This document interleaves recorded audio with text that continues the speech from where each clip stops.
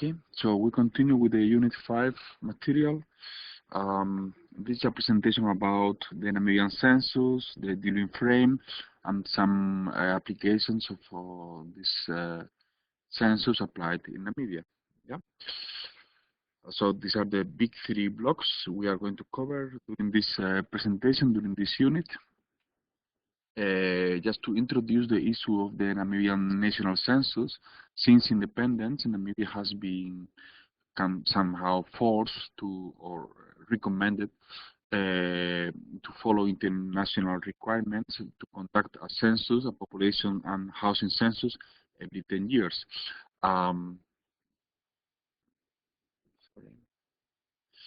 As you know well, a census is an enumeration, a counting of people and households for the whole country, in opposition to the survey, which basically takes a few samples or a specific number of samples, and then some statistical operations are done to extrapolate to the whole country. But a census is done every 10 years and is accounted. So theoretically, each element, each household should be measured and included in the national census.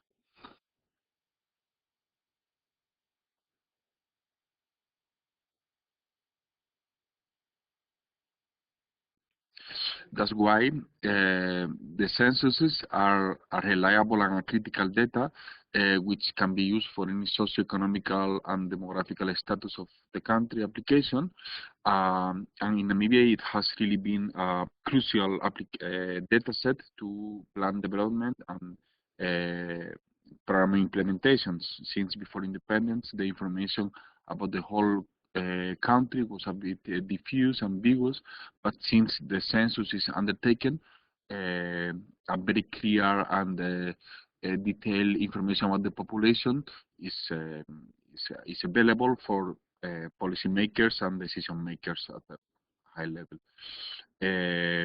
So some applications for census are in general plan and development, but also to guide the demarcation of Namibian boundaries according, for example, to infrastructure and population density, and also to carry out classification, geodemographical classifications. Yeah, this is for sure one of the main applications of censuses.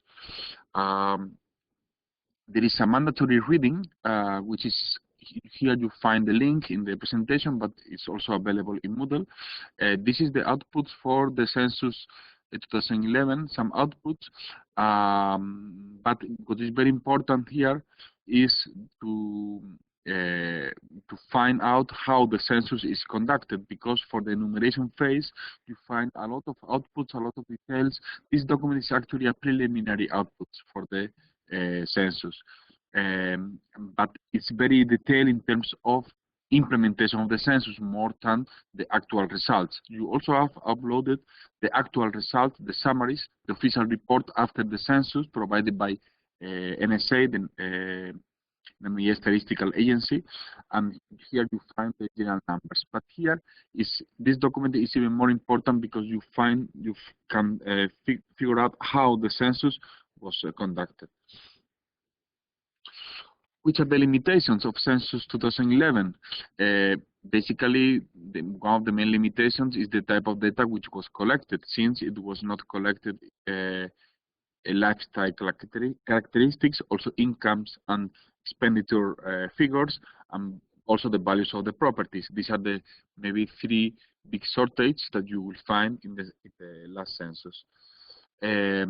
Which are the big phases? The big phases in the census. The three one are pre-enumeration, enumeration, and post-enumeration. But basically, you can divide in 6 official stages or phases, which are first one, planning and preparation of census and plan documents, demarcation, enumeration, processing, analysis, and dissemination. So it is your task, your exercise, to consult the different documents, specifically the one I provided in the previous slide, and try to understand which are the differences between the stages.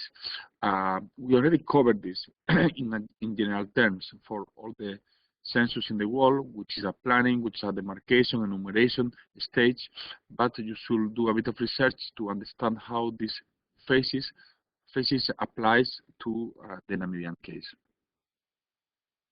And which are the topics covered in the censuses? There are, I think, big general topics: 1, 2, 3, 4, 5, 6, 7, 8, 9, 10 general topics covered during the Namibian censuses. Then inside each topic you will find different kind of data, but just to list them: first one is fertility and marital status, second one household and housing conditions, mortality, gender dimensions, education and literacy, spatial distribution and urbanization, migration, children and youth, aging population and elderly, people with disabilities. Again, this is up to you basically to open the document I facilitated in Moodle, the one with the general figures for the census 2011, and basically figure out which is the meaning, which is behind each group of data. Okay, to fully understand the details for each group. Okay, I will stop here this video. We'll continue in the next one.